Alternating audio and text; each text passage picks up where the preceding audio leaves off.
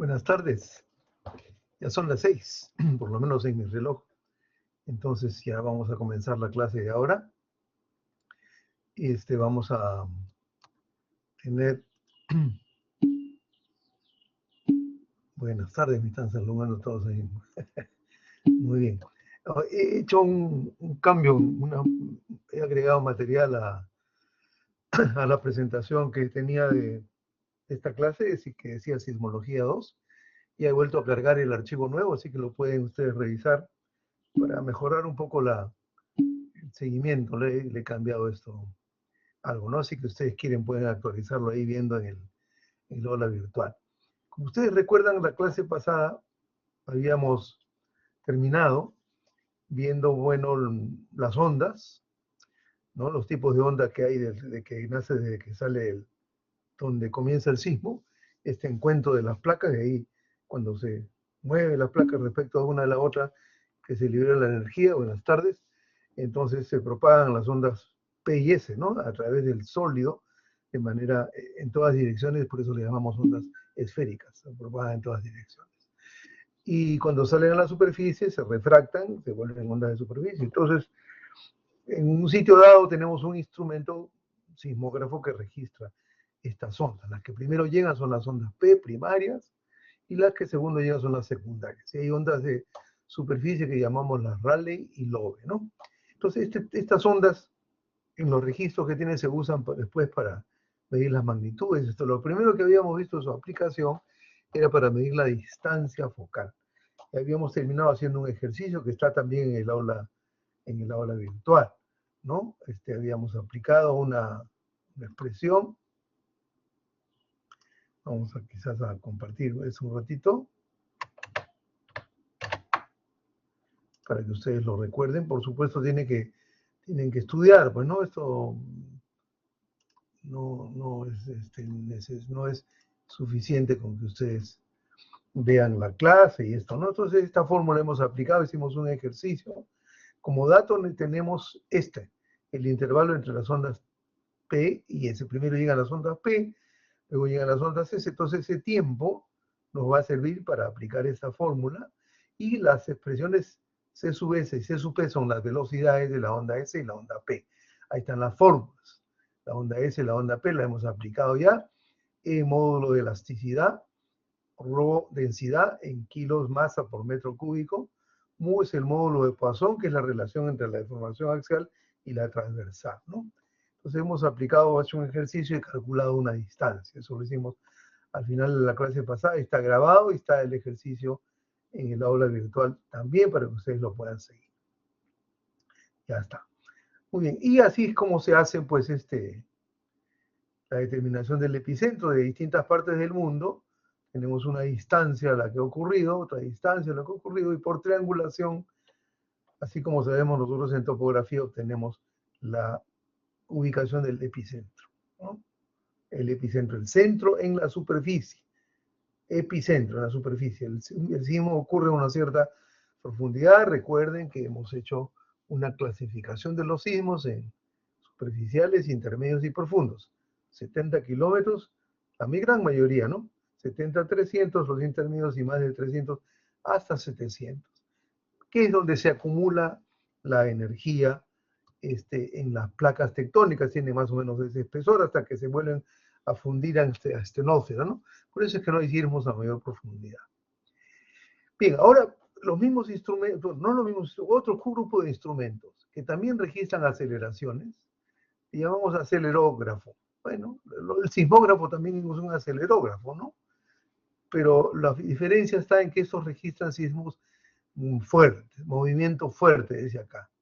Acá he agregado una foto de un acelerógrafo más moderno.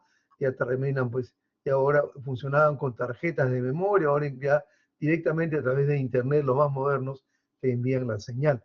Y ya te envían señal digital, ¿no? Los antiguos había que pasar de un gráfico que hacía una fotografía, había que digitarlo a mano, ¿no? Ahora esa digitación se hace de manera electrónica, se convierte en acá te dice, mira, por ejemplo, papel del registro, aguja, eso ya no es así, ¿no? Lo cierto es que se registran aceleraciones en 3 direcciones simultáneamente.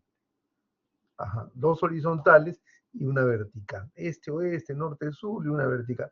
Más o menos, ese es un poco lo que el estándar, ¿no?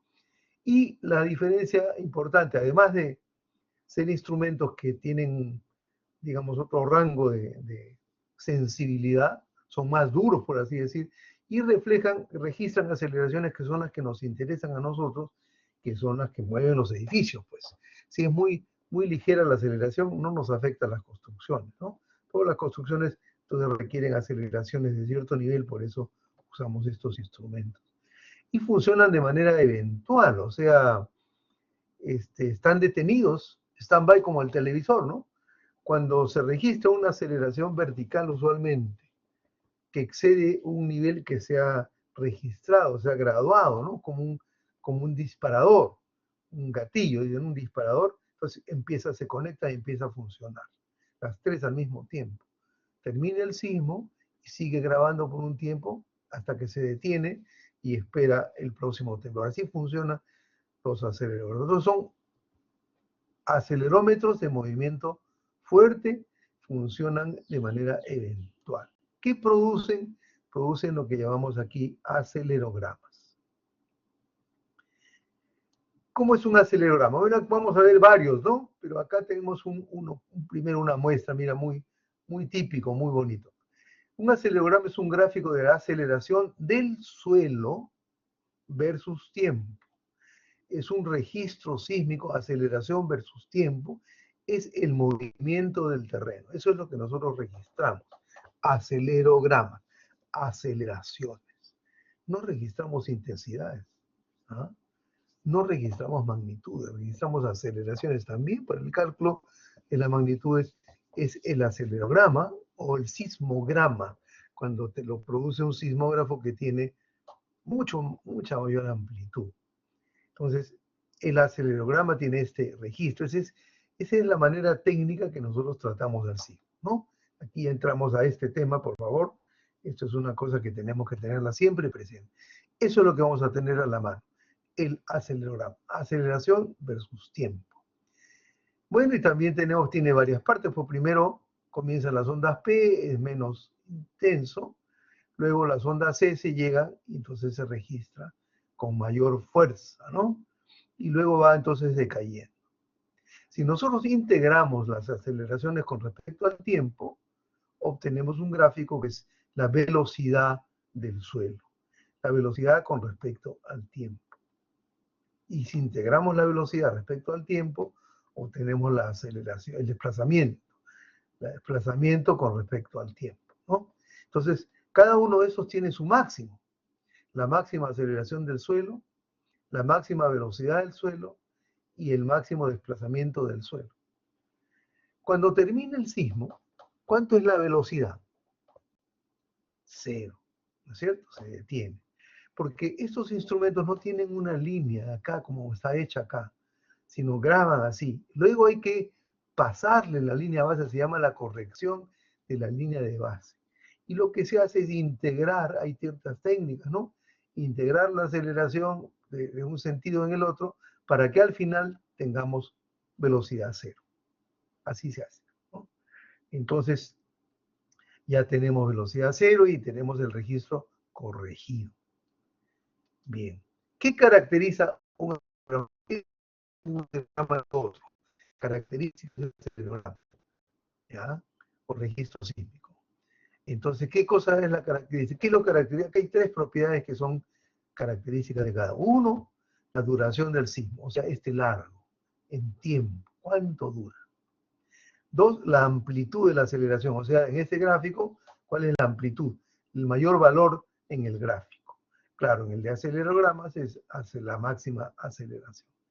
Y luego, una diferencia entre un sismo y otro es el contenido de frecuencias. Hemos hablado ya, recuerden, que los sismos de subducción, que es una placa que entra respecto a la otra, produce sismos de más altas frecuencias. Los sismos de transformación, cuando se mueve así una placa respecto a la otra lateralmente, producen sismos de menor frecuencia, y eso lo podemos ver en los registros, ¿no? Así es.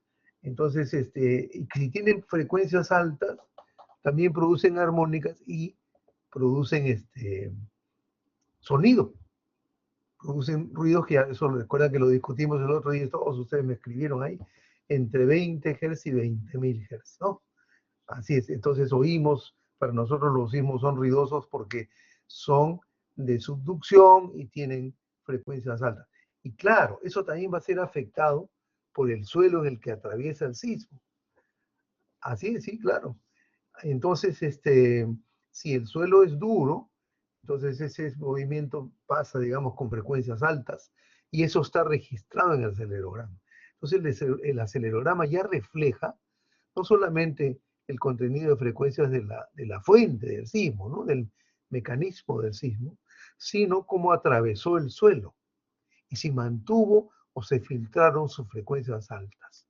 Si el suelo es blando, seguramente no puede seguir las frecuencias altas en el material del suelo y filtra las frecuencias altas y vamos a registrar movimientos, aceleraciones más con frecuencia más baja.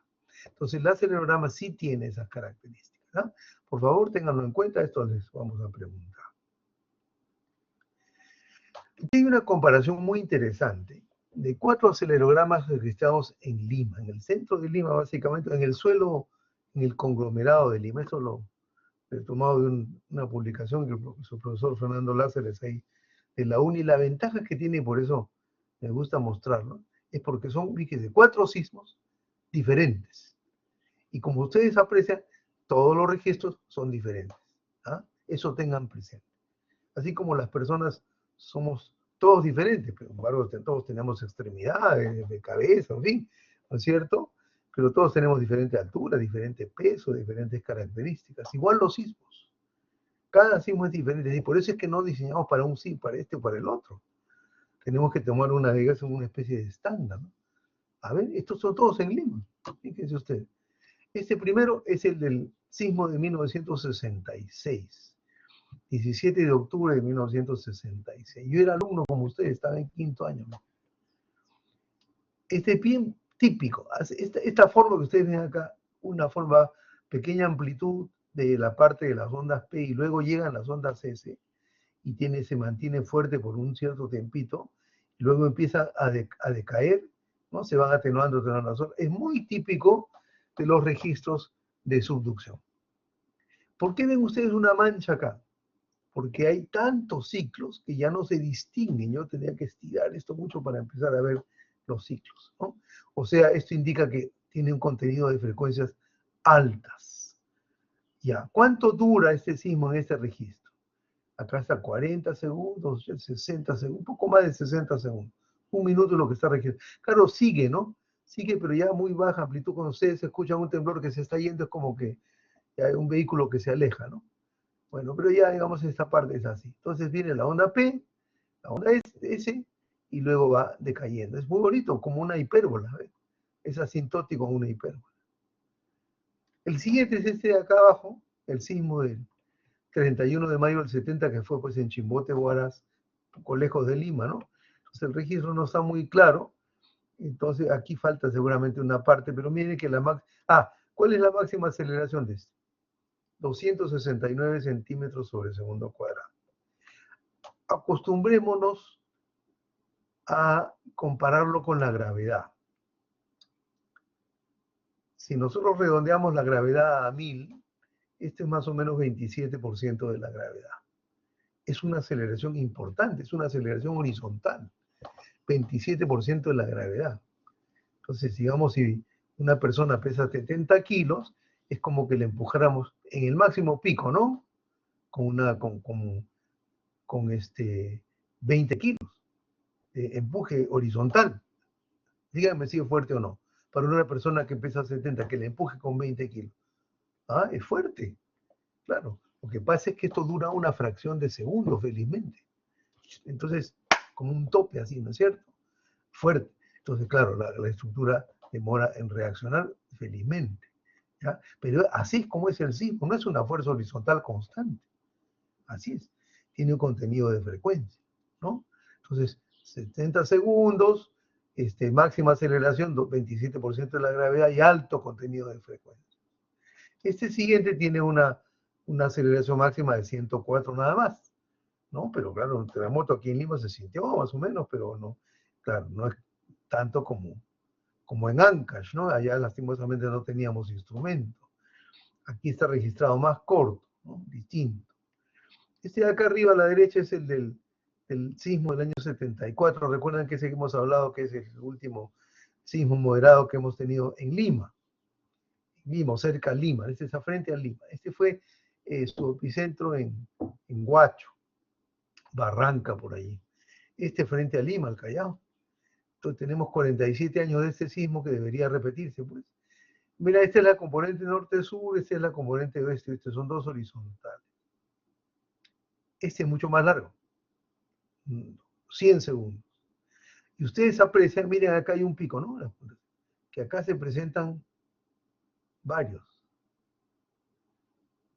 Eso quiere decir que el proceso de rotura ha sido por partes. Otro proceso y luego se ha roto lo demás, ¿no? Así se presenta a veces, ¿no? Va rompiéndose por tiempo. Acá está, esto está más cerca de acá. A ver, tengo preguntas. Así, Tobar ha levantado la mano. Adelante. Ingeniero, una consulta, ¿de qué influiría, en qué influiría el suelo si es un suelo blando o firme en el acelerograma? Ya, esa es una pregunta excelente, la vamos a ver en un instante, Tobar, porque efectivamente si el suelo es firme, por ejemplo, en Lima pues tenemos varios tipos de suelo, en Lima metropolitana y Callao, ¿no? Digamos, la parte de eyección del río Rima, que es un material aluvial, lo que nosotros vemos en la Costa Verde. ¿Usted dónde vive, Tobar? En comas, ingeniero. Ya, entonces usted tiene ahí el roca que aflora, tiene frente los olivos que tiene material de cultivo, pero digamos más cerca hacia el río Chillón tenemos material aluvional, ¿no? Cuando uno ve ahí los bordes del río Chillón, ve piedra, grava arenosa densa, se llama. En el cono del río Rímac es más amplio, y digamos toda la parte de la Lima antigua tiene un suelo compacto, ¿no? Y usted en los acantilados de la Costa Verde lo ve, porque ha sido erosionado y se ve, pues eso. Y claro, se ven algunos lentes de arcilla, ¿no? Y huaico, de motohuaico. Entonces, es un suelo muy firme. Por eso es que todos estos 4 registros han sido en suelo firme. Por eso registran frecuencias altas. Pero si nosotros vamos, por ejemplo, al Callao, el suelo del Callao es arcilloso, más blando, ya no se nota el conglomerado. Entonces, el suelo filtra las frecuencias altas y el registro lo refleja, se alargan las frecuencias. Enseguida lo vamos a ver porque tengo justamente 4 registros de este sismo de acá, que es el de Pisco del año 2007, registrados en distintas partes del Lima. Voy a contestarle su pregunta con evidencia técnica. ¿Ya? Enseguida lo vemos. Entonces estábamos en del sismo del año 74. Como es más cerca a Lima, tiene aquí esta zona más pequeña, 10 segundos ya está en las ondas S. ¿eh? Y luego sigue y largo, ¿no? La parte más o menos que se ha mantenido aquí, esto es muy largo y muy, digamos, para las personas que hemos sacado, sufre esto y después se baja y vuelve a tener, digamos, movimiento y se mantiene, ¿no? Se mantiene durante, ¿cuántos son estos segundos? Aquí en esta escala, más o menos acá hay 20, como 30 segundos. Y luego otro más fuerte. Entonces ahí cuando la gente se empieza a acordar que existe Dios y se arrodillan y piden perdón por todo, después al día siguiente ya se olvidan, ¿no? Entonces ya, fíjense, aquí empieza a bajar. Cuando ya uno siente que sigue y sigue y sigue bajando, entonces si ha sobrevivido, después gracias a Dios o a quien ustedes quieran, de que ya pasó, ¿no? Ese es un buen síntoma. ¿Vean? Igualito que acá, igualito que este más pronunciado, ¿no? ¿Ve cómo va bajando? Eso tienen que aprender a percibirlo. Acá se mantiene, no baja.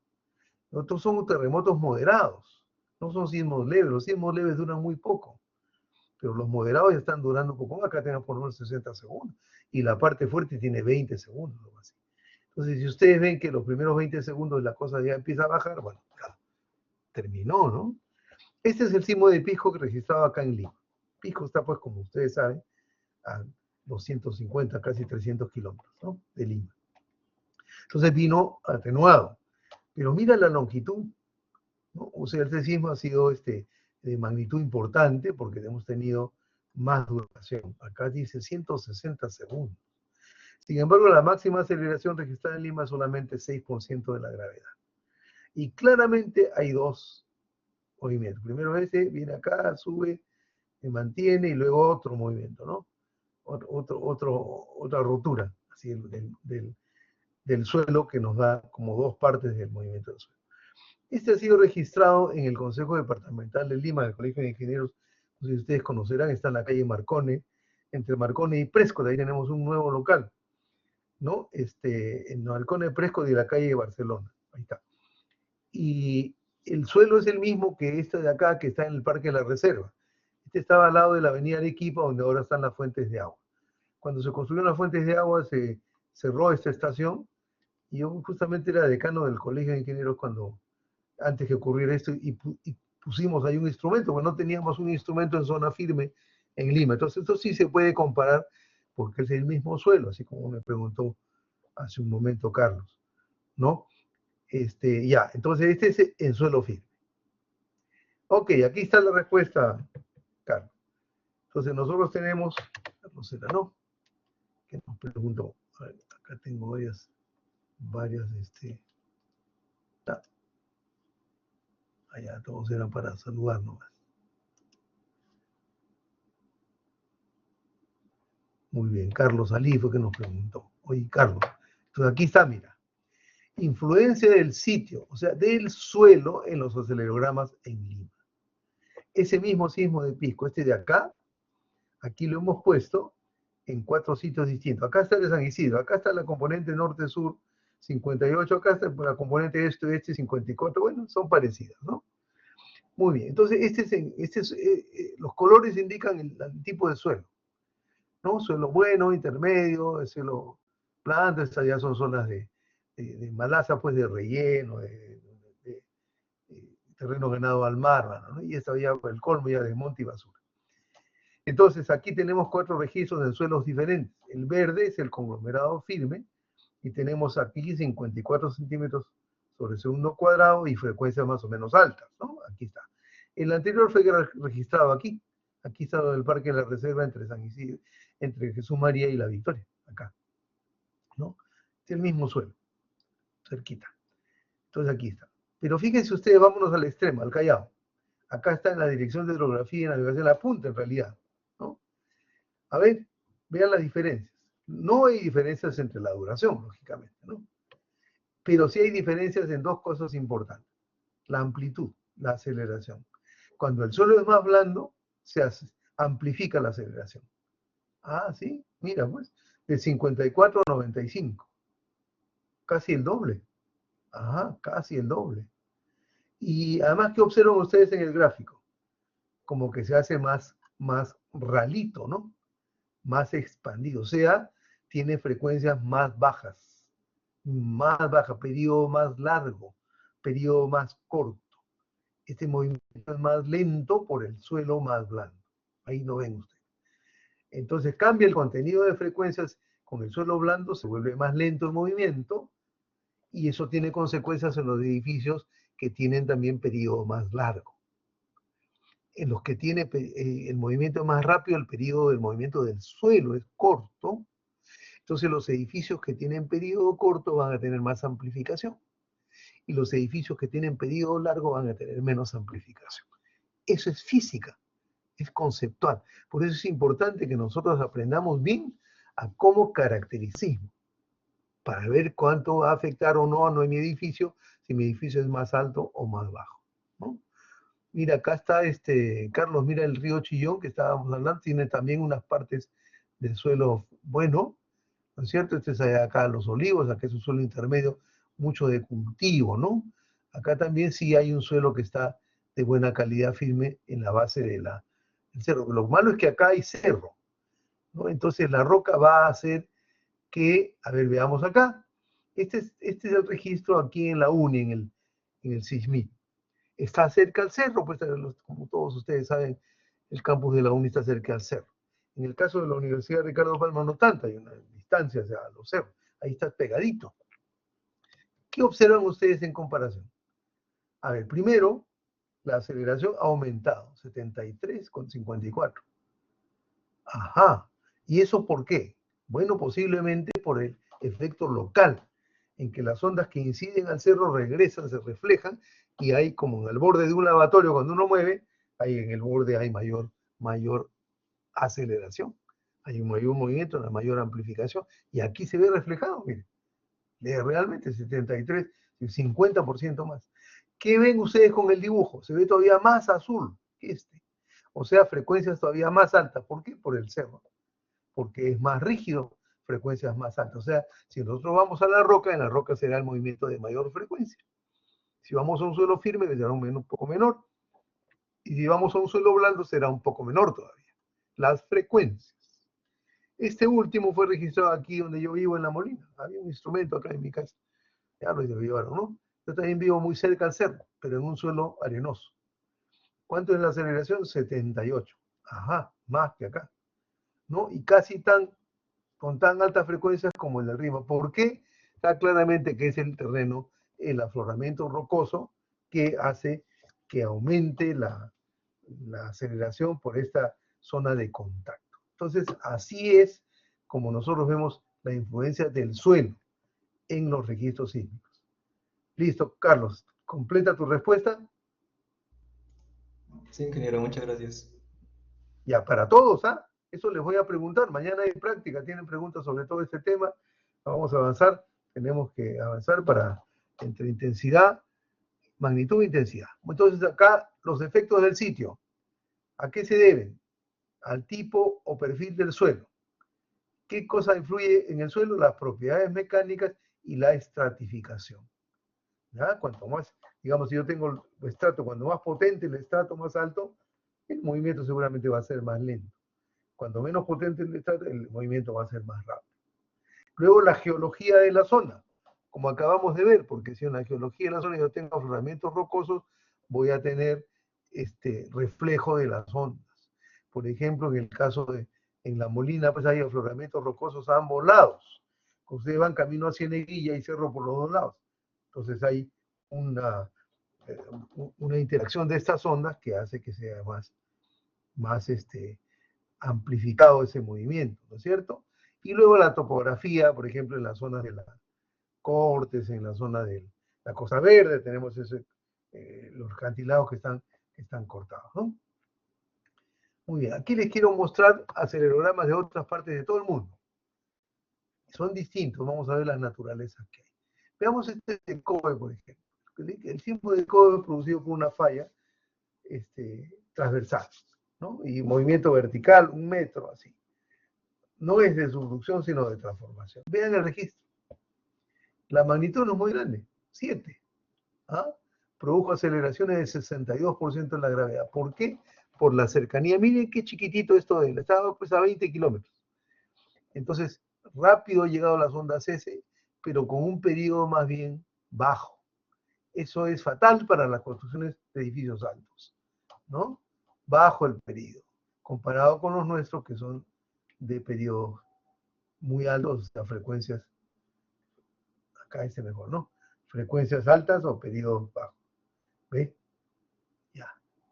Ahora, este es el sismo del centro, fíjense la fecha, 1940.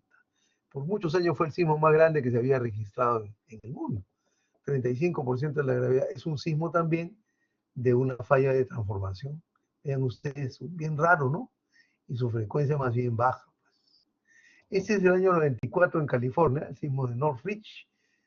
Magnitud también baja relativamente y una aceleración grande, 60% de la gravedad, ¿no? Ya, veamos estos dos de abajo. Estos son de subducción. El de Chile de 2010, magnitud 8.8, el de Japón de 2011, magnitud 9.1. Estos son de subducción, pues fíjense ustedes, el contenido de frecuencia es tan alto que se ve una mancha nomás acá, no se ven los registros, ¿no? Y claro, y miren la magnitud que es más grande da registros mucho más largos, ¿no? Acá tenemos desde 0, aquí llegan las ondas P, ¿no? 20 segundos, luego las ondas S, un movimiento, luego otra rotura, y luego otra rotura. Este es el sismo de Japón, ahí hay una explicación de que se ha ido rompiendo del norte hacia el sur, y entonces ha ido produciendo nuevamente así un movimiento muy largo, ¿no? Fíjense la aceleración acá, 64% de la gravedad. Claro, mire esa magnitud. Para esa magnitud estamos hablando de esos niveles de aceleración, ¿no? Entonces es el sismo que nosotros esperamos en algún momento, en promedio con un periodo de retorno de 400 y pico de años, magnitud 8.8, y nos debe producir aceleraciones así, muy grandes. En cambio, hasta ahora hemos tenido aceleraciones del orden de 27% de la gravedad. Eso es entonces serio, ¿no? Entonces, ¿qué diferencias hay? Ya, pues, entre registro y registro, la duración, la máxima aceleración y el contenido de frecuencia. La duración, la máxima aceleración y el contenido de frecuencia. La duración, miren este de acá, 20 segundos dura este registro. Y en SCOI hubo 5.000 muertos. ¿Ah? Entonces, el tiempo también tiene que, el tema tiene que ver también con la máxima aceleración y cómo es el movimiento del suelo. El contenido de frecuencias es muy importante. Aquí les muestro un gráfico que está en el libro del profesor Curtigo. Yo sé de paso, les pedí que leyeran las dos primeras lecturas, ¿no? Uno sobre desastres y el otro sobre sistemas vitales, ese tipo de cosas, ¿no? Por favor, lean para que se preparen ustedes para su práctica. La práctica de mañana va a ser el cuestionario, con preguntas fáciles, rápidas, para que ustedes puedan responder, y por supuesto son aleatorias. Miren aquí los sismos en México, igual que se produjo el otro día, pero también en Acapulco fue el otro día, ¿no? Hasta Ciudad de México a 300 kilómetros. Entonces, a ver, acelerogramas registrados, dice, ¿no? En la costa, cerca del epicentro, poquito. Pero a ver, vamos aquí, dice, ¿no? Suelo firme, sector de suelo firme. ¿Cuál es la máxima de aceleración? 50 por aquí, ¿no? 50 centímetros sobre el segundo cuadrado, poquito pues. Ya, o sea, todo esto es en Ciudad de México, esto de aquí hasta acá, ¿no? Ciudad de México. Pero en suelo firme, que es la mayor parte de la ciudad, 50 centímetros sobre el segundo cuadrado, en el centro. Fíjense lo que dice aquí, fondo del ex lago Texcoco. Ese lago es muy blando, pues lago, ¿no? Es un material, digamos, de lago que se ha secado, pero es como una gelatina. Tiene una amplificación enorme, ha pasado a 160 centímetros sobre el segundo cuadrado. Y sobre todo, fíjense el periodo. Eso refleja el movimiento de este estrato. O sea, no es solamente la calidad del suelo, sino también este estrato, cómo vibra. Filtra las frecuencias altas y aumenta las frecuencias bajas, y tiene un periodo muy marcado. Esto es malazo, pues, 2 segundos. Entonces, los edificios entre 12 y 18 pisos sufrieron mucho. Los que están ubicados en esta zona, que es el centro, digamos, histórico de la Ciudad de México. Un poco más allá, ya no, acá está. Ven los registros, bajísimo, ¿no? En la UNAM, que está en una zona cercana a unas colinas de México, no se sintió nada, pero en la parte del centro, sí. Entonces, siempre hay que tener cuidado con la influencia del sitio. Bien, vamos a ver ahora lo que queda en la clase, dos conceptos, magnitud e intensidad. Vamos a pasar la lista. Aguilar. Ingeniero, buenas noches. Buenas noches, vamos a mostrar aquí para poder seguir. Aquí ustedes después me contestan por el chat o levantan la mano. Baltasar. Ya. Cárdenas.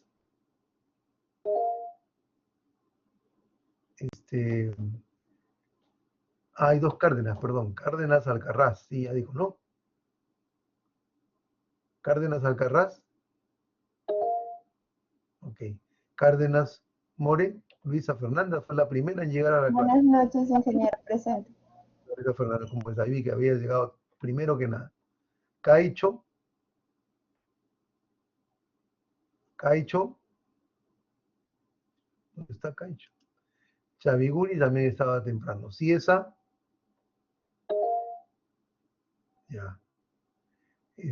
Conde. Muy bien. Congona Renata también estaba temprano. Contreras Condori. Muy bien. Durán Carrasco. Durán Carrasco. Flores Ruiz. Guardales Orellana. Ya. Herrera Mazuelos. Ok. Guamani Rodríguez.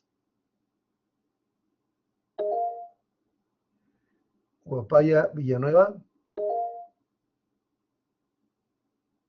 Ese es Guamaní, ¿no? Guapaya Villanueva. Natale. Japay Liñán. Ya. Justo Quispe. Justo Quispe. Lagos Quispe. Loyola León Mori. Lagos Quispe sí está, dice. Ajá. Ya. León Mori. Ahí está. Loyola Samayoa. Ya. Maldonado Anco.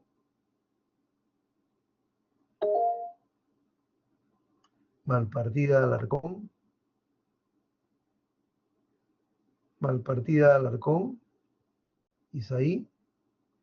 El que pasa la lista después ya no voy a ponerles presente, porque quiere decir que se han ido de la clase. Minaya Gamboa.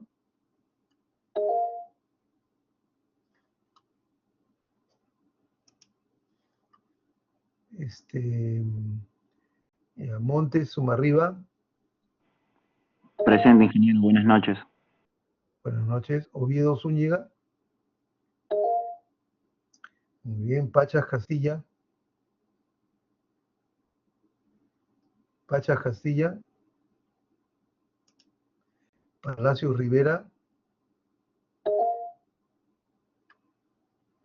Revilla Barbosa.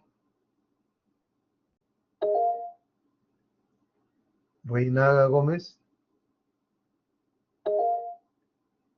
Rojas Estrada.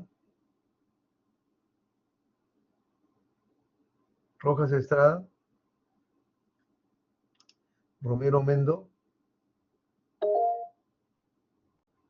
Romo Carrillo. Sánchez Hernández. Ya. Silva Guamán. Presente, ingeniero. Ya, gracias. Sosa Portocarrero. Presente, ingeniero. Buenas noches. Buenas noches. Tafur Sánchez. Muy bien. Tawa Magutino. Ya. Torres Mora. Stephanie, nuestra delegada. Ahí está. Tobar Huarca. Tobar Tumbillo. Y Trujillo Olortegui. Ok. Listo. Ingeniero, ¿Sí? disculpe, no sé si me puede tomar en consideración la asistencia. Es que tuve una emergencia y tuve que salir un momento. ¿Así? ¿Qué emergencia tuvo? Explíqueme.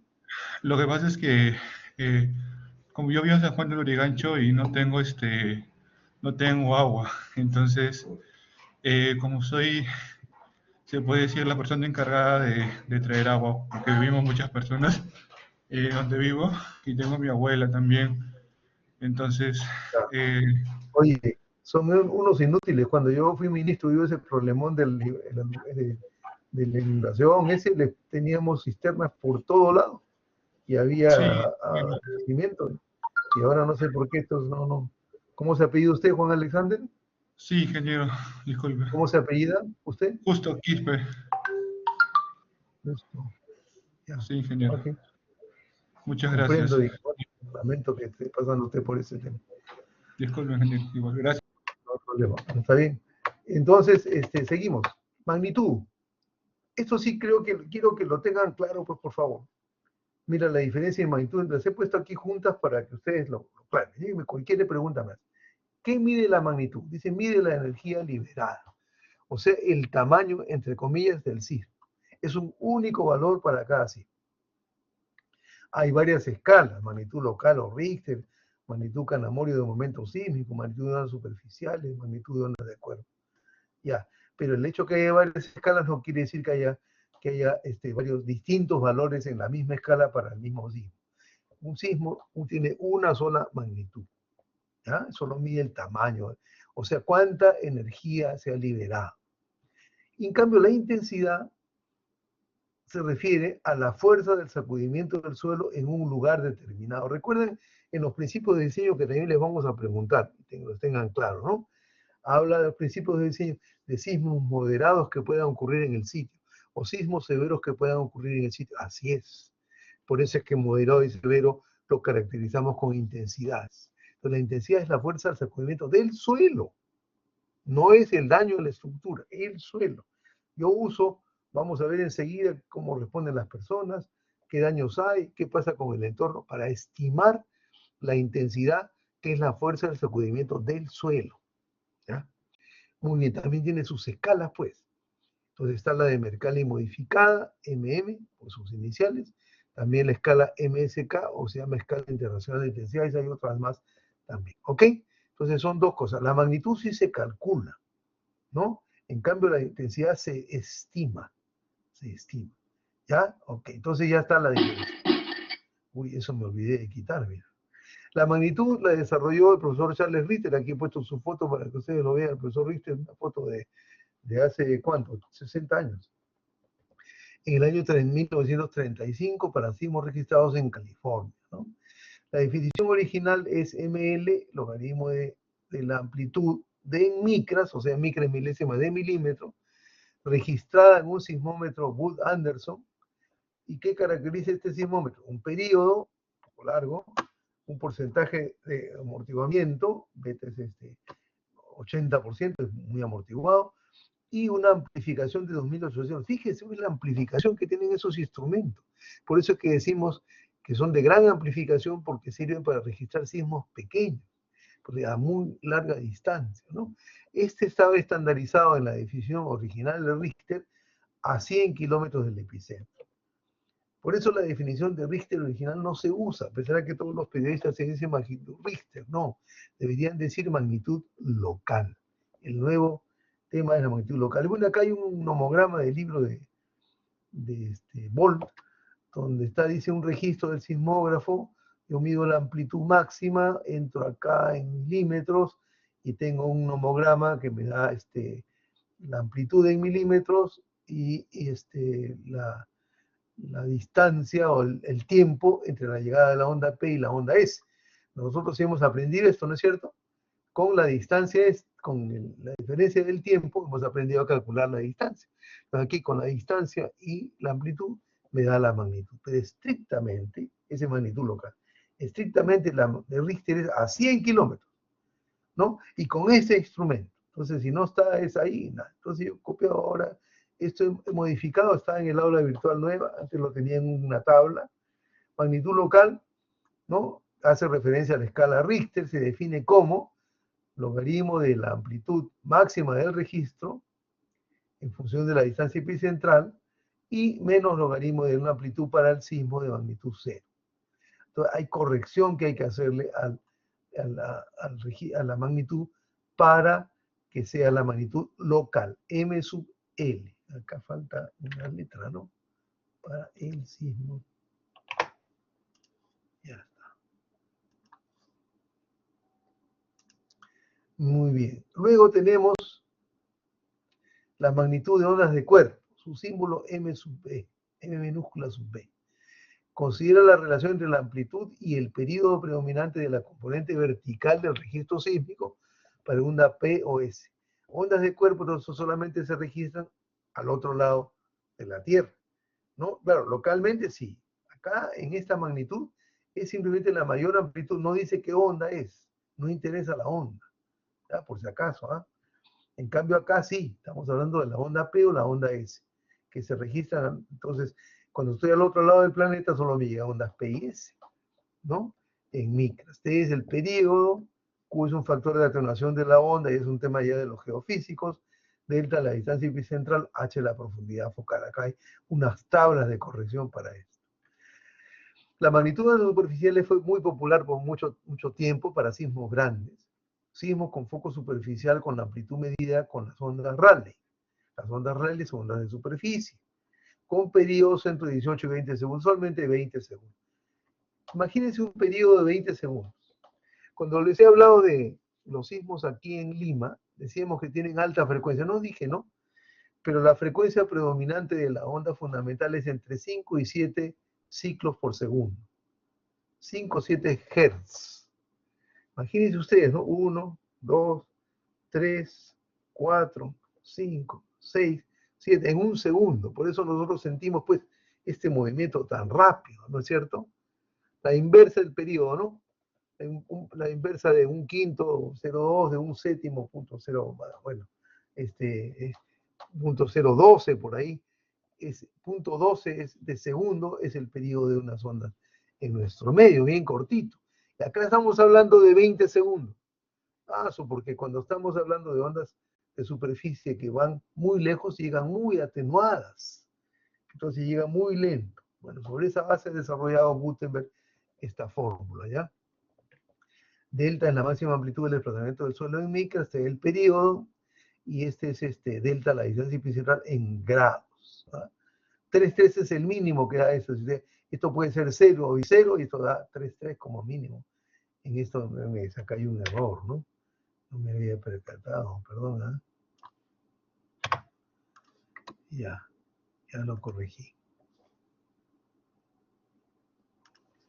Muy bien. Y hay otras fórmulas, magnitud de duración, ondas de coda llaman, ¿no? La duración del registro sísmico, la llegada de la onda P hasta que la amplitud de la señal se confunde con el ruido de fondo. Bueno, solo por referencia. Aquí tenemos en el libro de Maguire las distintas escalas de magnitud. Magnitud local, acá dice Richter en 1935, pero ya no dice Richter. Se designa como magnitud local, ¿no? Se satura hasta 6,8, ya más no sirve. El magnitud MB, acabamos de ver, de ondas de cuerpo. Hay otra con MB mayúscula, de periodo largo. Acá está MS, magnitud de ondas de superficie. La S no es de onda corte, de superficie. Se satura hasta 8,3. Acá está la magnitud de duración, que acabamos de ver también.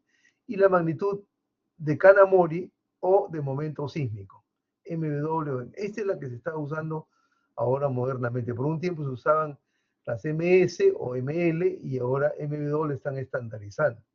Cuando yo les mostré ese registro de Chile con magnitud 8,8 es en MW. O el de Japón 9,1 con MW, ¿no? Entonces aquí está. Se requieren correcciones pues por distancia al epicentro, por de mecanismo focal o tipo de instrumento. En la definición de magnitud local,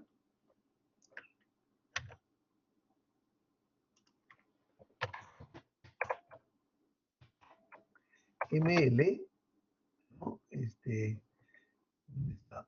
Un ratito para que ya quede bien. Ahí está. No se distingue entre ondas P, es simplemente la que tiene la mayor amplitud, ¿no?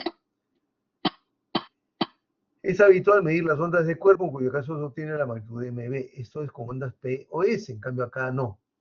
Para sismos con distancia epicentral importante se determina la magnitud de ondas superficiales, M sub S, con periodos del orden de 20 segundos, ya vimos la fórmula.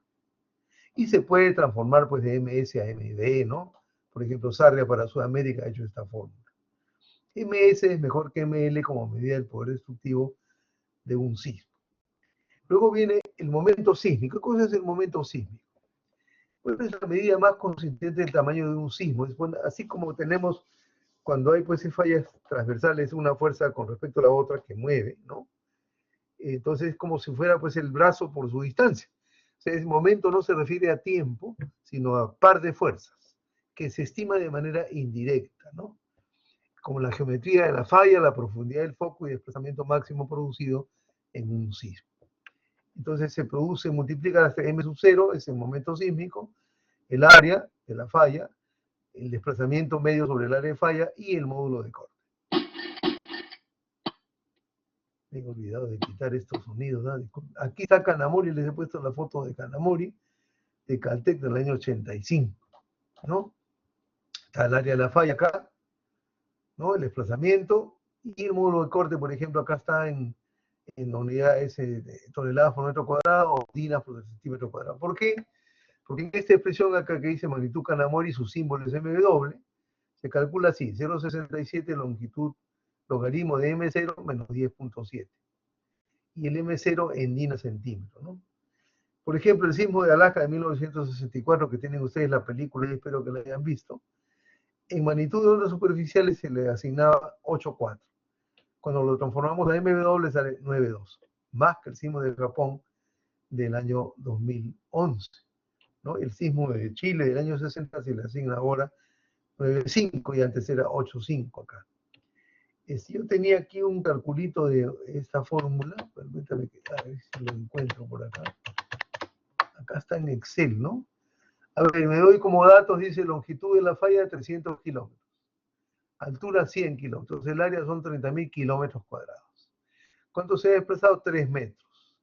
El módulo de corte G es 3 por 10 a la 11 en dinas por centímetro cuadrado. Entonces hay que calcular el momento sísmico en dinas por centímetro cuadrado. A por D por G. Digo porque seguramente mañana tienen un ejercicio de esto, ¿no? Entonces el área ya transformada acá, esos 30.000 kilómetros cuadrados a centímetros cuadrados, 3 por 10 a la 14. ¿Ya? Por 10 a la 10. Ya, listo. 3 metros es 300 centímetros. Entonces el momento en dinas, el producto de A por D por G. Y aquí está en dinas centímetros. Mire, tremendo numerazo. MW, entonces, primero el logaritmo de M sub 0. Logaritmo de M sub 0. Por 0,67, en otras fórmulas está por 2/3, ¿no? No importa, y pues lo hemos hecho en dinas centímetros aquí. Ya, entonces, aquí está el logaritmo de M sub 0, logaritmo de G7, por 0,67, y luego menos 17.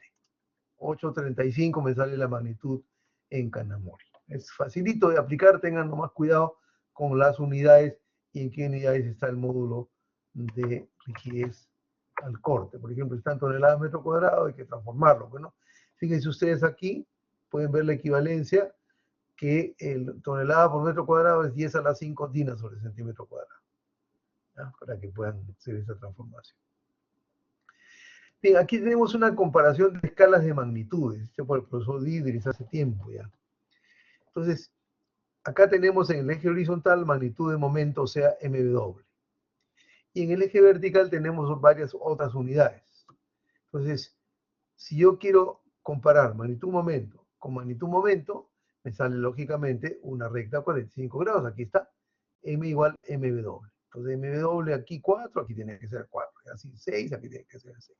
Entonces, por comparación, si acá entro con magnitud momento, por ejemplo, la magnitud de ondas superficiales es esta línea, raya, punto grande acá. Esta, comienza en 3,3, ¿se acuerdan que vimos la fórmula? 3,3. Ajá, ¿no? Y conforme vamos acá subiendo, resulta que la magnitud de MW va siendo mayor, pues. Justo hace un rato hemos visto, ¿no? Magnitud de 8.4, me sale acá 9 puntos y pico. En esta de acá. En magnitud de aunque MW no me da, ¿no? Hasta 9,3 no va a estar. Mira, la magnitud local o magnitud Richter se queda aquí en hasta 6 y pico, ¿no? Ya no da 6,8 más o menos. ¿Qué dice Maguire? 6,8 pues justamente, ¿eh? Y ahí se satura, ¿no? Muy bien. MB da los menores pequeños. A veces por eso hay que tener cuidado con en qué escala te están dando la magnitud. En MW se da valores muy pequeños. Por ejemplo, un MW que te den 7, perdón, MB que me den 7, aquí es como 8 en magnitud momento, ¿no? MB6 acá, más bien así tenemos acá, 6. Bueno, aquí se está por el estilo, ¿no? Pero siempre en general da más en MW. Bien, lo otro que tenemos que calcular es la energía liberada por un sismo. Gutenberg, acá está la foto de Gutenberg, y Richter propusieron, hay varias fórmulas, ¿no? Pero yo he puesto aquí una pues para referencia, la fórmula de Gutenberg y Richter. Dice, logaritmo de la energía, 11.8 más 1.5 ms. ms, ¿qué cosa es la magnitud? En onda superficial, en ergios. Está acá, te da esto en ergios. Si tú quieres en joules, un joule es un 10 a la 7 ergios, es 4,8, mira, 10 a la 7, entonces baja el logaritmo en 7, pues lógicamente. 1.5 ms. ¿Qué aprecian ustedes acá? Esto es logaritmo, ¿no? Ah, ya, entonces para calcular la energía hay que elevarlo 10 elevado a este número, pues. Vamos, acá tenemos un pequeño ejemplo que voy a usar. En el año 70, el geofísico nos dio MB 6.6. Si lo transformamos a MS sale 7.8. Ya, 7.8. Entonces con 7.8 me sale 316 por 10 a la 23. Yo tengo acá un gráfico, un cuadrito donde está en Excel. Aquí está, ¿ya? En Excel, 7.8. Entonces 1.5 por 7.8, 11.7. 11.8 más 1.5, 23.5. Entonces E es, la energía es 10 elevado a este exponente, pues. El exponente 11.8 más 1.5 ms. El exponente 23.5. Entonces, E elevado a este exponente, entonces nos da 316 por 10 a la 23. Ya. 316 por 10 a la 23 ergios. Ok, con 7.8, ¿ya? Vamos a ver, comparación. Después regresamos a eso porque quiero ver cómo cambia la energía cuando sube un grado o baja un grado y así. El consumo anual de la energía en los Estados Unidos, 6.3 por 10 a la 26 ergios. ¿No? Pero nosotros tenemos un solo sismo, libera 3.16 por 10 a la 23, o sea, más o menos, aquí tenemos 1000, y acá tenemos más o menos el doble, ¿cierto? Como 2000 veces es esto, o sea, este es, digamos, uno sobre 2000 sismos, 2000 y pico sismos producirían suficiente energía para tener los Estados Unidos funcionando todo el tiempo. O sea, podríamos decir también que en cuántos días, bueno, mediodía, un poco así, ¿no? Podríamos hacer funcionar los Estados Unidos solamente con un sismo. Ya. Explosión atómica en Bikini el año 45, 10 a la 19 ergios. ¿Cómo compara esto? Este es 10 a la 23, 10 a la 19, 10 a la 4, o sea, 10.000, ¿no? Por 3, 31.000. O sea, este sismo equivale a 31.000 bombas atómicas. La energía liberada por 31.000 bombas atómicas. Una cantidad enorme de energía. Eso es lo que tenemos que tener en cuenta. ¿Cuánto de la energía que libera el sismo nos llega como vibraciones? Ya lo hemos visto. 5%. ¿No es cierto? Nada más. Y eso aquí, miren el daño que hace. Otra comparación que podemos hacer. Si yo tomo esta energía y la guardo en un gran acumulador y la voy soltando durante un año tiene 3,154 por 10 a la 7 segundos. Dividimos esta energía entre este tiempo y nos da una tasa, ¿no? 10 a la 16 ergios por segundo. A ver, 1 kilovatio hora es 10 a la 10 ergios por segundo. Entonces, nosotros dividimos 10 a la 16 entre 10 a la 10, nos da 10 a la 6 kilovatios hora, o sea, y por entre 1000 megavatios, ¿no? Más o menos lo que produce la central de Mantaro un año, podríamos tenerla si fuera posible esto, ¿no? Bueno, no es posible, pero para que nos dé idea de qué cantidad de energía estamos hablando. Regresemos a este gráfico, a este Excel, creo que está en el aula virtual. ¿Qué pasa? A ver, nosotros comenzamos acá comenzamos con ¿ya? O bajemos uno, pues acá, de 7.8 a 6.8. ¿Cuánto baja la energía? De 3.16 a la 23 a 1.10 a la 22 ha bajado 31.62 veces. En 1 grado baja 31 veces. ¿Así? Sí, pues. Saquen ustedes la cuenta. Ahora, bajo uno más, ¿no? Baja otras 31 veces. Quiere decir que estamos bajando 1000. 31.62 por 31.62. Si bajo 2 grados, estamos bajando 1000 veces. ¿No? Y si bajo otro grado más, 7,8 a 4,8, estamos bajando lo que vimos hace un momentito, 31.000 veces. Por eso decíamos, ¿no? Que esta bomba atómica de 10 a la 19 hercios, este sismo produce 31.000 veces, libera 31.000 veces más energía. O sea, ahora ya sabemos entonces que este sismo de una bomba atómica produce un sismo de una baja magnitud. Entonces, cuando tenemos, fíjense que es engañoso pues este tema de la magnitud, ¿no? Para un sismo que de magnitud 8, que habíamos visto que en promedio era 1 al año más o menos, es un sismo grande. Pero conforme va bajando esto, baja muy rápido, ¿no? Este sismo viene a ser 31.000 veces este de acá, ¿no? Entonces baja de 31 a 31. Por eso es que con pequeños decimales, y aquí he hecho este ejercicio de 8 para que ustedes vean cómo va creciendo, ¿ya? Digamos, con magnitud 8 me da esta cantidad de energía. Es el doble que el de 7,8. ¿Así?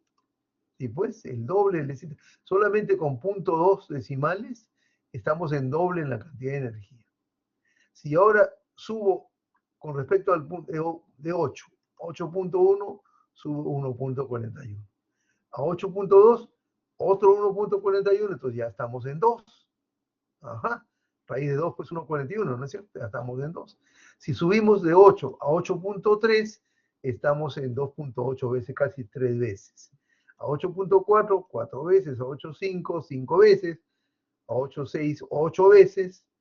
A 8.7, 11 veces. A 8.8, 15 veces. A 8.9, 22 veces. Y si subimos todo un grado, de 8 a 9, estamos subiendo pues las 31 veces. Entonces vean ustedes cómo es importante esos decimales. Entonces ahí cuando ustedes escuchan sismo magnitud 6, bueno, es pequeño pues, comparado con un sismo grande, que es lo que nosotros esperamos en nuestro medio, el sismo grandote que sea este, ¿no? Es grande, ¿no? Comparado con lo que nosotros esperamos acá. ¿Ok? Entonces vean ese ejercicio, por cada grado que subimos 31 veces porque 10 a la 1.5. Muy bien. Ya hemos visto entonces el ejercicio de la energía liberada. Vamos entonces a ver el tema de la intensidad. Ya con eso terminamos la clase para que se vayan a prepararse para mañana. Recuerden que mañana tenemos nuestra primera práctica, que va a ser un cuestionario que tenemos de la semana pasada y esta semana, ¿no? 3 semanas ya tenemos, casi prácticamente, 2 semanas completas, ¿no? Los principios del diseño sismo resistente. Luego tenemos la disipación de energía, comportamiento elástico, inelástico, cómo disipamos energía, las curvas de histéresis. Luego los principios de los sismos, cómo es que se han originado los sismos, ¿no? Cómo hemos evolucionado, digamos, la ingeniería sismo resistente, el origen de los sismos, la tectónica de placas, las placas continentales, los tipos de movimiento de encuentro entre las placas, los tipos de falla también, ¿no? Luego tenemos ya las ondas, los cálculos de las velocidades de las ondas, cuáles son las ondas principales. Luego hemos calculado la distancia epicentral, la distancia focal. Luego estamos viendo lo de la magnitud y vamos a terminar lo de la intensidad, ¿no? No es mucho, pero es fácil, espero que saquen buena nota, pues en esto no. Y a lo más los ejercicios para calcular son los que hemos hecho acá, de magnitud, de distancia focal y cálculo de la energía. Además, les pediremos comparar la energía de un sismo con el otro, y ustedes hagan ahí sus calculitos rápidos. Las preguntas son aleatorias, así que la pregunta 1 para una persona es diferente que la pregunta 1 para otra persona, así que no pierdan su tiempo estar consultando, ¿no? Uy, eso me he olvidado de sacarle estos ruidos horribles. Muy bien. Aquí está definida la intensidad. Ya hemos visto las escalas de magnitudes, ¿no es cierto? Ahora vamos a ver las intensidades y un poquito vamos a ver esto. ¿Qué cosa es la intensidad? Es la valoración empírica del sacudimiento del suelo que se produce en un sismo en un lugar determinado. ¿Ya? Y son 3 estos factores que vemos, porque así lo hemos ordenado después en una de las escalas. ¿Cómo es percibido por las personas? ¿Cuáles son sus efectos sobre las construcciones y las alteraciones del entorno? Entonces nosotros nos fijamos en estas cosas, cuantificamos alguna de estas cosas y sacamos un valor de intensidad. ¿Ya? La intensidad, ¿para qué nos sirve? Bueno, para tener ideas si el sismo ha sido leve, moderado o severo y ver qué comportamiento hemos experimentado, ¿no? A ver si estamos bien, pues porque nosotros sabemos que cuando el sismo es moderado, nuestra estructura debería estar, pues, algún daño, pero reparable, ¿no? No debería estar colapsado, ni mucho menos. Los daños en las construcciones dependen de la magnitud del sismo, condiciones locales, o sea, las condiciones del sitio, que son las condiciones del suelo, ¿no? Las condiciones geológicas, las condiciones topográficas. Ajá. Eso es muy importante. Entonces, la magnitud te llegará a tal sitio, ¿no? A tal distancia te llega con cierta intensidad y aflora a través del suelo, y en suelo blando se amplifican las ondas, baja la frecuencia. Ya. Eso hace que cambie la intensidad, por supuesto. Las prácticas constructivas y el tiempo de construcción, las cosas muy antiguas se van a dañar más que las cosas modernas, ¿no? Y digamos en general que no se puede establecer una relación única, está entre comillas única, porque sí hay relación, pero no es única en el sentido que como una expresión así algebraica, ¿no? No, porque depende, pues como digo, de las condiciones locales, ¿no? Entre la intensidad y la magnitud, ni entre la intensidad y la aceleración máxima del terreno. Aquí tenemos un ejemplo de un mapa de isocistas, el sismo del 17 de octubre del 66, que le mostré el registro, ¿no? Que había sido en Huacho, ¿no? A ver, ¿alguien me está preguntando algo? Sí, han preguntado Herrera, levantado la mano. Adelante, Santiago. Sí, ingeniero, buenas noches. Una consulta. Eso que dice de la intensidad, que es algo empírico, justamente que se considera cómo es percibido por las personas, el sismito, o sea, ¿cómo establece eso? Porque en el último sismo vi que publicaron un enlace que era tipo como para llenar una encuesta de cómo había percibido uno el sismo. En base a eso es como determina la intensidad. No, claro. O sea, igualito, o sea, así ya han mandado a las personas, ¿por qué? Para poder hacer esto, pues. Porque tú lo has sentido, yo, digamos, yo estoy en La Molina, yo he sentido de tal forma. Otra persona que está en San Isidro lo ha sentido distinto. Entonces otra persona en Huacho lo ha sentido distinto. Entonces eso sirve para fabricar ese tipo de gráficos, que son curvas de igual intensidad, sí. En cambio la magnitud es un solo valor, ¿no es cierto? Para el tamaño del sismo. Pero la intensidad de cómo lo ha percibido cada persona, y por eso nos va a servir pues esta lección de esta clase, para que la próxima ustedes solitos puedan estimar una intensidad. ¿Ya? Así lo hacemos. Y yo les voy a dar las herramientas para hacer. Y tendrán que practicar, porque esta cosa no es a la primera. Entonces, sobre esa base del informe de las personas, como han ido sintiéndolo, se pueden presentar este tipo de... Véanse cómo se va uno alejando y va bajando la intensidad. Lógicamente, pues se va atenuando el sacudimiento del suelo, las ondas van viajando y van perdiendo energía, ¿no es cierto? Entonces el sacudimiento va a tener que ser cada vez más atenuado, más atenuado, más atenuado. ¿Ve? 8, 7, hasta 6 más o menos puede ser lo que consideramos como un sismo leve, ¿no? 7, 8 moderado. Entonces es un sismo moderado. Ajá. Pero en algunas zonas de Lima hubo mayor intensidad así, muy local. Muy local. Este es, digamos, macro, ¿no? Macro de intensidad. Y vean la forma de las curvas. Están un poco alargadas como elipses. ¿Por qué? Porque tenemos la cordillera. En otras zonas planas las curvas son más o menos circulares. Las curvas de isocistas. Ya. Escala de intensidad, esto comienza en Italia, con Rossi el año 1874, luego Forel en Suiza el 81, se asocian para hacer una escala de 10 grados, la Rossi Forel, que ha estado de uso en Europa por muchos años. Mercalli la modifica en 1902 porque dice que 10 grados es muy poco y la lleva hasta 12 grados. Luego con sus socios Cancani y Sieber, el año 1902-1904, ya está establecida la escala de Mercalli de 12 grados. La revisan Wood y Newman en el año 31 en Estados Unidos. Para usarla en Estados Unidos le agrega el tipo de construcción que hay en los Estados Unidos, por eso ahí viene el de Mercalli modificada. 12 grados Mercalli modificada. Richter la revisa en el año 56, entonces ahí está ya la versión que nosotros vamos a usar. Mercalli modificada en el año 56 con 12 grados. PPD, Sponjoir y Carnic proponen otra escala MSK de 12 grados.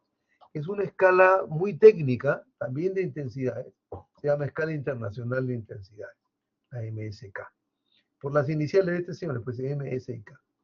Los japoneses tienen su propia escala, la Agencia Meteorológica de Japón, ¿no? Por eso, estas son sus iniciales de 7 grados. Entonces estamos en 12 grados estas dos, 7 grados la japonesa.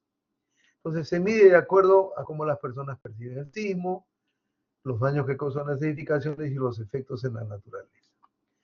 Y acá hay una primera clasificación de los grados de intensidad. Usualmente usamos números romanos porque como la intensidad es estimada, no es calculada, es costumbre usar así romanos, ¿no? Grados bajos de 1 a 5 porque son efectos en el hombre y su entorno, poco efecto en las construcciones, casi nulo. Solamente en las muy débiles, ¿no? Grados intermedios son los que nosotros vamos a trabajar. Efectos en las edificaciones. 6 a 9. Grados altos, 10 a 12, porque nuestras edificaciones ya no lo van a resistir sin daño. Y son básicamente efectos en la naturaleza. He modificado esto, tomado de una referencia que conseguí por ahí, un detalle de la escala de Mercalli. Pero acá hay un macro rápido, mira. 1. Microsismo, solo detectado por los instrumentos. 2. Sentido por algunas personas, generalmente en reposo. 3. Sentido por algunas personas dentro de los edificios. O sea, prácticamente 1 a 3 no se siente nada. 4. Sentido por algunas personas fuera de los edificios. 5. Sentido por casi todos. Ah, ya, ahí estamos hablando. 6. Entonces, lo que nosotros llamamos sismo leve para nuestras edificaciones es sentido por todo. Es un sismo que sale en el periódico, ¿no? 7. Las construcciones sufren daño moderado. 8. Daños considerables en estructuras. 9. Daños graves y pánico general. Hasta ahí estamos. 10. Destrucción en edificios bien construidos. Claro. 11. Casi nada queda en pie. Es bien exagerado, ¿no? 12. Destrucción total. Aquí está, he cambiado mi escala, he tomado de otra referencia, porque de repente hay algunas personas, perdón, hay algunas palabras que no son tan usadas en nuestro medio, pero a ver, para que sea más ilustrativo. 1. Lo advierten muy pocas personas en condiciones de perceptibilidad especialmente favorables. Solo lo registran los instrumentos. 2. Solo algunas personas en reposo. Mira, está este niñito.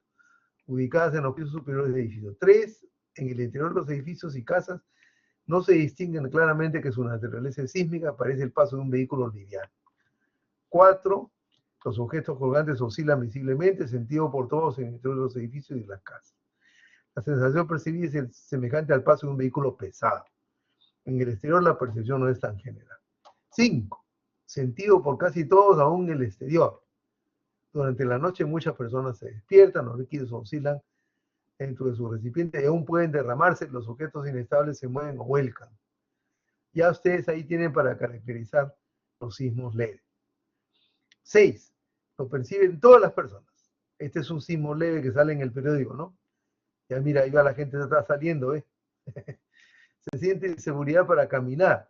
Se quiebran los vidrios de las ventanas, vajillas, objetos frágiles. Es un sismo leve.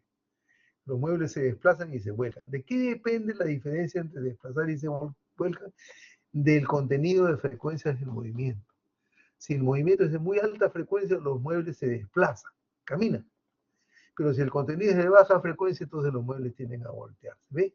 Entonces la intensidad de alguna manera refleja no solamente qué tan fuerte ha sido la aceleración, sino el contenido de frecuencia. Se producen grietas en algunos estucos, se hace visible el movimiento de árboles y arbustos. Ya, acá estamos, aquí sismo leve. 7 y 8 son los sismos moderados. Vean que está aquí el carro. Se experimenta dificultad para mantenerse en pie. Cuidado, ¿no? Se percibe en automóviles en marcha. Causa daños en vehículos y estructuras de albañilería mal construidas. Caen trozos de estuco, ladrillos, cornisas y diversos elementos arquitectónicos. Ya aquí hay daño en el adobe, ¿no? A ver, ¿por qué se percibe en los automóviles en marcha? ¿Quién me quiere decir? Automóviles en marcha. Vamos a poner acá. La lista está aquí, los automóviles en marcha. A ver, ¿quién me quiere conseguir? ¿Quién tiene carro? ¿Sosa tiene usted carro? Sí, ingeniero. A ver, ¿por qué diría usted que cuando va manejando ahí por la Panamericana que va a la universidad el próximo año que vamos a ir, siente usted que no puede controlar el carro? ¿Qué pasa? En Entonces, caso un de que temblor. si hubiera un sismo así moderado, Sí, ingeniero, sí. ¿Por bueno, qué? ¿Qué sería pasó? porque la corteza terrestre, bueno, es más Ya usted, rígida y las ondas ya viajan pasamos más eso, ya rápido. sabe cómo es el sismo. Claro. ¿Qué ondas hay? Bueno, hay Hay ondas, ondas, ¿no es cierto? claro, hay ondas superficiales y Ajá, las internas que son la S y la P. pero su carro no maneja por las ondas internas, pues su carro está en la superficie, ¿no es cierto? Claro, sería más que nada por las ondas superficiales, que es LOF y la otra R, ¿no, ingeniero? Raleigh y lo Rayleigh, correcto. Son las ondas claro, superficiales las que mueven el pavimento y usted dice, uy, no, porque su carro se le va para un lado o para el otro. Tiene que tomar firme y lo mejor es detenerse, pues, si no tenemos problemas, ¿cierto? Listo, en el 8 también. Se hace difícil e inseguro el manejo de vehículos, fíjense. Y van a obedecer ustedes también que las personas salen a la calle. Entonces, lo primero que tienen que hacer es detener su vehículo. Se producen daños de consideración y aún el derrumbe parcial en estructuras de albañilería bien construidas. Caen chimeneas, monumentos, columnas, torres, estanques elevados. Las casas de madera se desplazan y aún se salen totalmente de sus bases. 9, y hasta aquí nosotros diseñamos para que no haya colapso, pero mira, estas construcciones están dañadas. Se produce pánico general. Las estructuras corrientes de albañilería bien construidas se dañan y a veces derrumban totalmente. Bueno, nosotros ya no deberíamos tener derrumbe, deberíamos tener daño. Sí, daño. Eso es lo moderno, ¿no? Las estructuras de madera son removidas de sus cimientos, se quiebran las cañerías subterráneas. Con intensidad 9 ya tenemos fuga de agua. 10. Se destruye gran parte de las estructuras de albañilería de toda especie. Se destruyen los cimientos de las estructuras de madera. Algunas estructuras de madera bien construidas, incluso puentes, se destruyen. Se producen grandes daños en represas, diques y malecones. Los rieles de ferrocarril se deforman levemente. 11. Muy pocas estructuras de albañilería quedan en pie. Los rieles de ferrocarriles quedan fuertemente deformados. Las cañerías subterráneas quedan totalmente fuera de servicio. El daño es casi total, destrucción total, dicen el 12, ¿no? Se desplazan grandes masas de rocas, los suqueros saltan al aire, los niveles y perspectivas quedan distorsionados. Muy bien, aquí tenemos el libro del profesor Curriba, la escala de Mercalli modificada andina. Él había introducido acá para las construcciones, por ejemplo, del adobe, ¿no? Vean ustedes este adobe que se ha separado de las esquinas, 7, ¿no? 6 tenemos derrumbes. Tenemos acá 8 grados de daño estructural, algunas vigas, pero eso se puede reparar, ¿no? 11 ya tenemos aquí, fíjese, 9, perdón, ya daño estructural, ya esta estructura no sirve, pues. No hay colapso, pero hay daño estructural severo. 11, vean los rieles. Para que estos rieles hagan así, ¿se imaginan ustedes cuál ha sido la fuerza del movimiento al suelo para doblar estos rieles? Tremendo, ¿no? Ya. La escala MSK tiene una particularidad. Hay que clasificar las edificaciones en 4 tipos, A, B, C o D, desde las más débiles, construcciones de piedra, adobe, ladrillo, secado, gasol, tapial, construcciones de ladrillo, cocido, ¿no? Bloques de cemento, bloques grandes y paneles, piedra cortada. C, construcciones de ladrillo, bloques de cemento, etcétera, con refuerzo de concreto, vigas y columnas. Casa de madera bien diseñada. D, construcciones sismoresistentes. Y luego los daños. Aquí encontré esta fotito sin los he puesto. Hay 5 tipos de daño. Clase 1, daños ligeros, fisuras en el revestimiento, caída de pequeños trozos nada más. Clase 2, daños moderados, fisuras en los muros, caída de grandes trozos de revestimiento, caída de tejas, de parapetos, grietas en las chimeneas, inclusive derrumbamiento parcial de la misma. Daños graves, ya grietas grandes, mira. Grietas grandes y profundas en los muros. Clase 4, destrucción parcial, grietas en los muros resistentes, colapso parcial, pérdida de unión entre distintas partes de la construcción, destrucción de tabiques y muros de encerramiento. 5, colapso, destrucción total. Y la escala esta también usa definición de cantidades. Poco eso la hace más precisa, pero más difícil de aplicar. Entonces dice, cantidad individual es alrededor del 5%. Muchos, 50%. En Mercalli no hay eso, ¿no? No dicen muchos, no hay cantidades. Bueno, pero más o menos al ojo, aquí han definido 50%. De la mayoría, alrededor del 75%. Entonces aquí está, esto se los dejo para que lean ustedes. Yo quiero saltarme de frente a la 5. Y lo he clasificado A, B o C. A, la manera como las personas perciben el sismo. B, los daños que causan las edificaciones. C, los efectos que causan en la naturaleza. ¿Ok? Así está. Para que ustedes lo puedan ver con más facilidad, relacionarlos. Entonces, A, 5, sacudimiento severo, dice, sentido por todas las personas en el interior y fuera de la construcción. Las personas dormidas se despiertan. Los animales se inquietan. Objetos colgantes oscilan considerablemente. Objetos se vuelcan. Posible daño de grado 1, o sea, muy leve, a construcciones individuales del tipo A. O sea, las construcciones más débiles, un 5%, tienen un grado muy ligero. Y en el entorno, en algunos casos, la cantidad del flujo de agua en los manantiales cambia. 6 es lo que nosotros llamamos daño ligero para daño leve para nuestros sismos, ¿no? A ver, A, sentido por la mayoría de las personas, o sea, el 75% lo siente, tanto en el interior como en el exterior de la construcción. Muchos, 50%, dentro de la construcción se asustan y corren hacia afuera. Algunas personas pierden su equilibrio, los animales domésticos salen corriendo de sus albergues. En algunos casos los platos y otros objetos de vidrio se rompen, los libros se caen, muebles pesados pueden moverse, pueden escucharse el tañer de campanas pequeñas en campanario. Entonces ya vayan ustedes teniendo en cuenta para que el próximo sismo puedan pues clasificar. ¿Ah? Claro, no tienen que darse todas estas cosas, ¿no es cierto? Una y la otra lo andan diciendo. Dependerá del contenido de frecuencias. Daño. Grado 1, o sea, leve a 5% de las del tipo B, ya las que son de ladrillo, pero sin reforzar. Muchas, 50% del tipo, o sea, que el adobe ya empieza a tener algún daño. Daño grado 2, ligero, algunas construcciones del tipo A. Ya estamos hablando de daño, ¿no? Ya de grado 2, daños moderados, fisuras en los muros, caída de trozos del revestimiento, es acá, una fisura. Y en el C se forman grietas de hasta 1 centímetro de ancho en el terreno húmedo, algunos deslizamientos en áreas montañosas, cambios en la cantidad de flujo de agua de manantiales y en los niveles de agua de las pozas. Deslizamientos en áreas montañosas, ahí está. 6, eso ya nos dice intensidad, 6, por lo menos, ¿no? Si es que no hay otras cosas asociadas. 7, daño a las construcciones. ¿Qué pasa con las personas? La mayoría de las personas se asustan. Cuando hay un sismo moderado, la mayoría, 75%, y corren fuera de la construcción. Muchas personas tienen dificultad en mantener su equilibrio y el sacudimiento es advertido por personas manejando carros. Entonces, cuando estén ustedes manejando y vean que la gente está saliendo y tienen dificultad para manejar, ya es un terremoto moderado, cuidado, van a llegar a su casa y va a haber algún daño. 7. Grado 1 a muchas construcciones del tipo C, grado 2 y ya hasta grado 3 a muchas del tipo A. O sea, del grado daño grave a muchas construcciones, 50% de las de adobe y eso, ¿no? Para 7, ¿ah?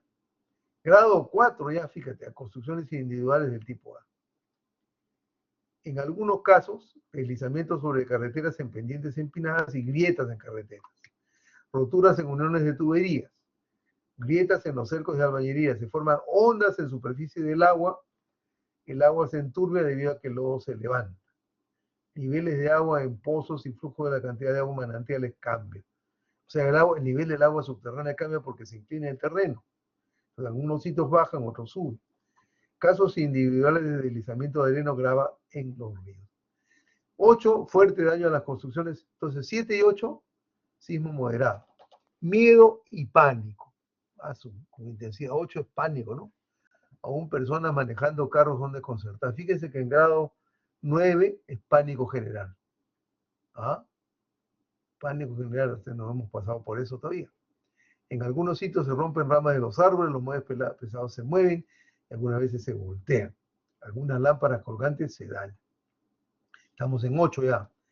Daños de grado 2 a muchas construcciones del tipo C, aquellas que tienen refuerzo ya tienen algún grado. Grado 2, ¿cuál era? A ver. 2 es daño moderado, 3 es daños graves, grietas así. 4, destrucción parcial, ¿no? 3 ya es grave ya.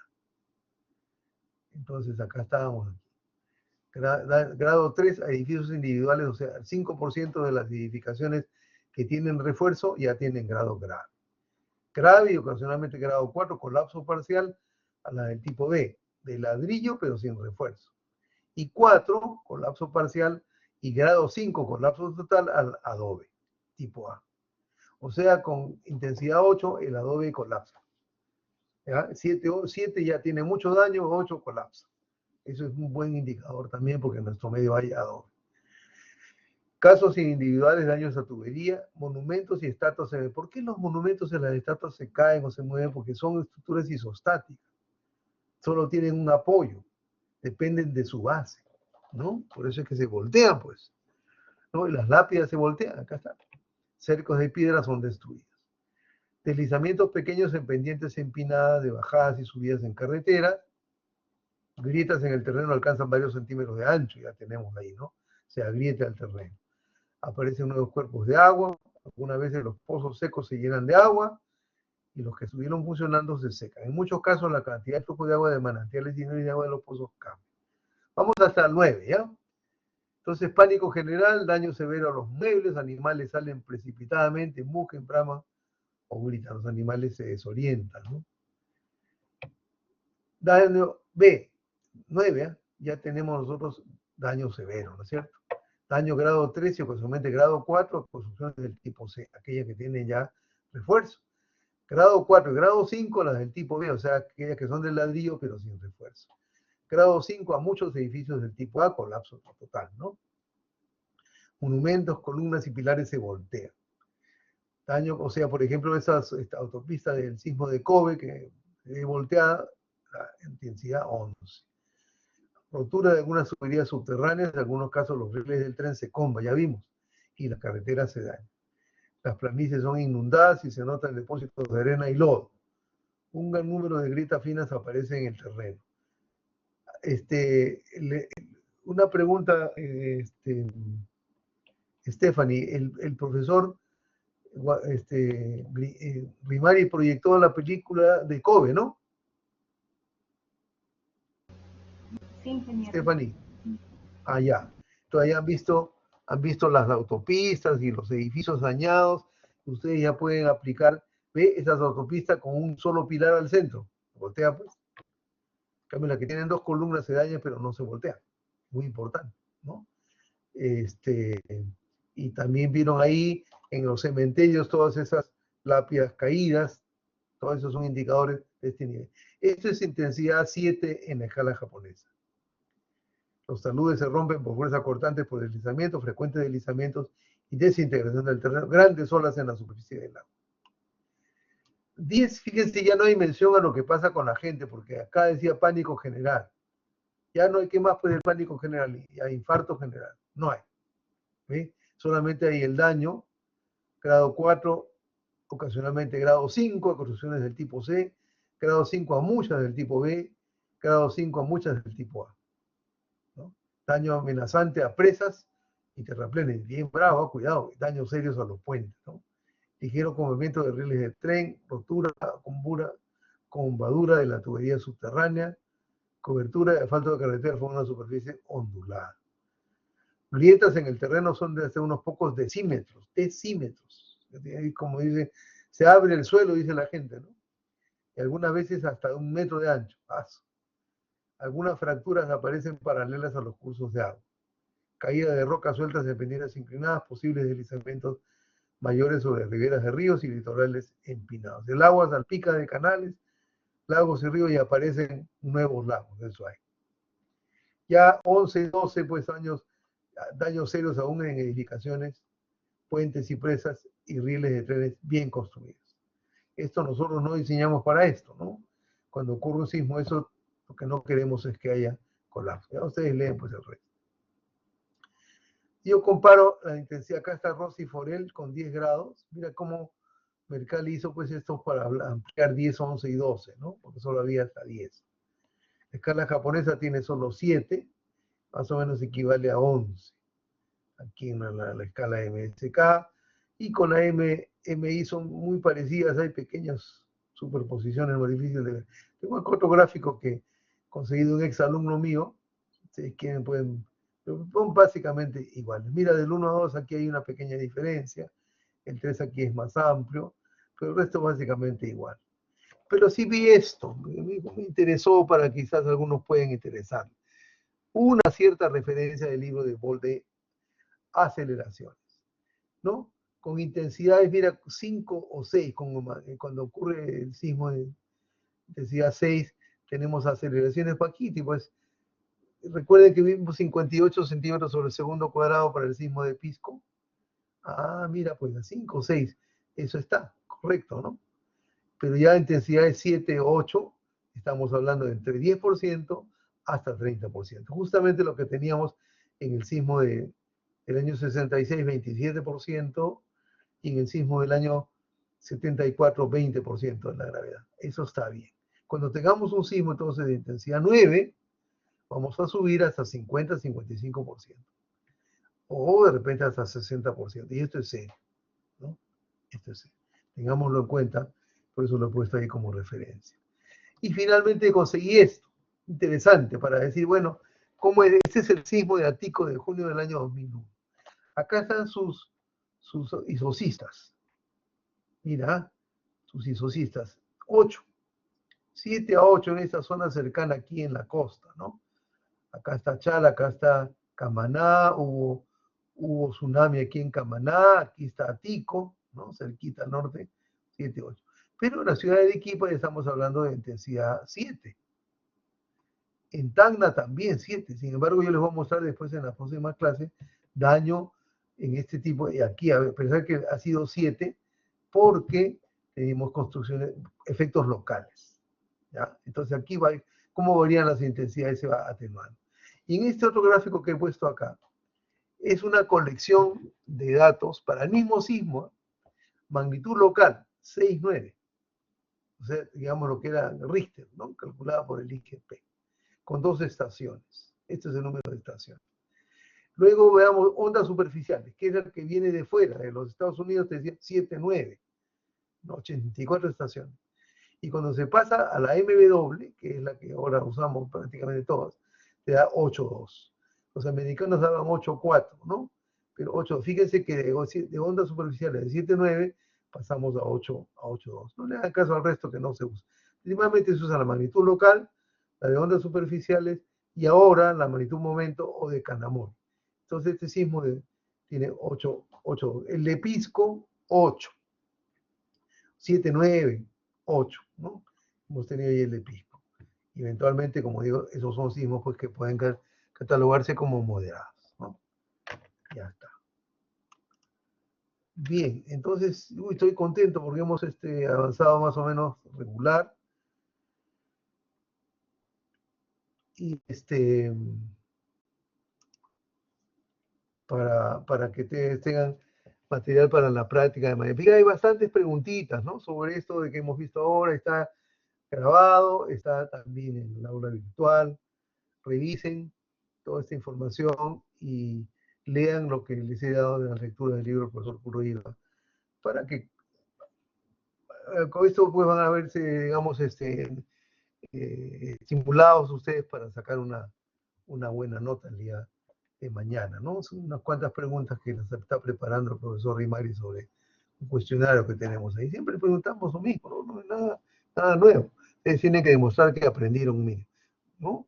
Desde la primera clase hasta acá, hoy tenemos una serie de conceptos que ustedes ya tienen que controlar, más lo que hemos hecho ahora. ¿Alguna pregunta? A ver, acá tengo el chat. Hola, Stephanie, dice Haldor. Se formó el grupo, está preguntando Haldor. No sé, ella debe saber. Ok. Haldor dice, más difícil percibir porque el automóvil tiene amortiguadores. Bueno, no es el tema ese, es porque la dirección se te va cambiando. Las ondas de superficie más o menos tienen una longitud de onda de 60, 70 metros. Largos, ¿no? Pues se nota, se ve. Entonces, si te mueve así, depende de qué dirección venga, el carro se te puede ir de lado. Entonces, si tú sientes que el carro está, y sobre todo si ves que está saliendo gente de lado, estacionate al lado corriendo. No se te... Y después ya vas corriendo a tu casa, pero hay que estacionarse.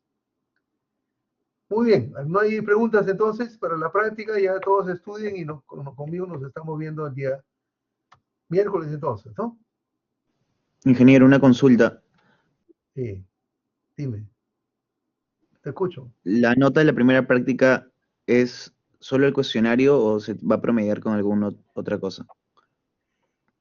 Solo el cuestionario. En la segunda práctica vamos a poner, voy a agregarle creo la prueba de entrada. ¿Qué te parece? Ok, ingeniero, está bien. Le pregunto porque la primera semana yo no estuve presente porque aún no me había matriculado, pero gracias por la aclaración. Ah, ya, no, o sea, no diste prueba de entrada. No. Ah, ¿Hay ese alguna es un manera bono. de que la pueda volver a dar? ¿Que la pueda dar? Vamos a escribirle al profesor Rimari, pues dile tu situación y a ver si te da esa oportunidad. Ok, ingeniero, muchas gracias. Lo voy a escribir. Aunque sea oral, ¿no? Sí, Ya, no hay porque ningún esto problema. estamos como un bono. Para el de mañana no creo, para la siguiente vamos a ver si aumentamos ahí la notita. Ok, Listo. ingeniero. Voy a escribirle, Entonces, gracias. nos vemos el próximo día miércoles. ¿Ah? Que les vaya muy bien.